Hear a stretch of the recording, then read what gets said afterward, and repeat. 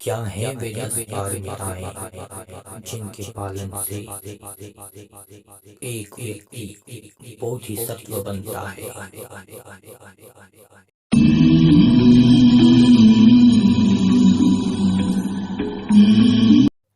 नमो बुद्धाय, जय भीम साथियों। Son of Ambedkar YouTube channel पर मैं आशीष चौरे आप सभी का स्वागत करता हूं। आज के इस वीडियो में हम जानेंगे पारमिताओं के बारे में। बौद्ध धर्म में परिपूर्णता या कुछ गुणों का चरमोन्नयन की स्थिति को पारमिता या पारमी कहा गया है। बौद्ध धर्म में इन गुणों का विकास पवित्रता की प्राप्ति, कर्मों को पवित्र करने आदि के लिए की जाती है, ताकि साधक अनावृद्ध जीवन जीते हुए भी ज्ञान की प्राप्ति कर सके। पारमिता शब्द परम से व्युत्पन्न है। 10 पारमिताओं का पालन करने से ही एक व्यक्ति बोधिसत्व बनता है और समय आने पर वह बोधिसत्व बुद्ध बनता है। तो पारमिताओं के बारे में हम एक एक कर जानेंगे।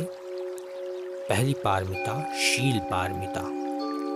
शील का अर्थ है नैतिकता, अकुशल न करना की प्रवृत्ति और कुशल करने की प्रवृत्ति। बुराई करने में लज्जा भय मानना, लज्जा भय के कारण पाप से बचे रहने का प्रयास करना शील है। शील का मतलब है पाप भीरुता। दूसरी पारमिता नैष्क्रम्य पारमिता। नैष्क्रम्य का अर्थ है सांसारिक काम भोगों का त्याग करना। तीसरी दान पारमिता। किसी भी प्रकार की स्वार्थ पूर्ति की आशा के बिना दूसरों की भलाई के निमित्त अपनी संपत्ति का ही नहीं, अपने रक्त, अपने शरीर के अंगों, यहाँ तक कि अपने प्राणों तक का बलिदान कर देना। चौथी वीर्य पारमिता। वीर्य का अर्थ है सम्यक प्रयत्न। जो कुछ एक बार करने का निश्चय या संकल्प कर लिया, उसे अपने पूरे सामर्थ्य से करने का प्रयास करना और बिना उसे पूरा किए पीछे मुड़कर नहीं देखना। पांचवी शांति पारमिता। शांति का अर्थ है क्षमाशीलता। घृणा के उत्तर में घृणा नहीं करना, यही इसका सार है, क्योंकि घृणा से तो घृणा कभी मिटती ही नहीं। क्षमाशीलता से ही घृणा का नाश होता है। छठवीं है सत्य पारमिता। सत्य का अर्थ है झूठ न बोलना। आदमी को कभी झूठ नहीं बोलना चाहिए, उसे सत्य और केवल सत्य ही बोलना चाहिए। सातवीं है अधिष्ठान पारमिता।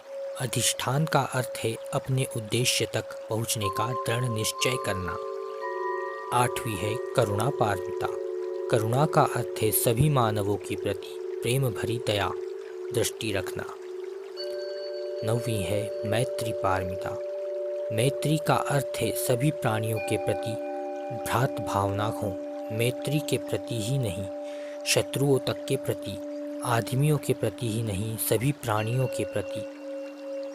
10वीं है उपेक्षा पारमिता। उपेक्षा का अर्थ है अनासक्ति। यह दूसरों के सुख दुख के प्रति निरपेक्ष भाव रखने से सर्वथा भिन्न वस्तु है। यह चित्त की वह अवस्था है जिसमें प्रायः अप्रिय कुछ नहीं है, फल कुछ भी है हो, उसकी ओर से निरपेक्ष रहकर निरंतर प्रयत्न करते रहना ही इसका अर्थ है। इन सभी 10 सद्गुणों का आदमियों को अपनी पूरी सामर्थ्य से अभ्यास करना होता है, इसलिए उन्हें पारमिता अर्थात पूर्णत्व की अवस्था कहा गया है। साथियों, वीडियो पसंद आया हो तो लाइक, शेयर और सब्सक्राइब कीजिए। नमो बुद्धाय, जय भीम। जल्दी मिलेंगे अपनी एक नई वीडियो के साथ।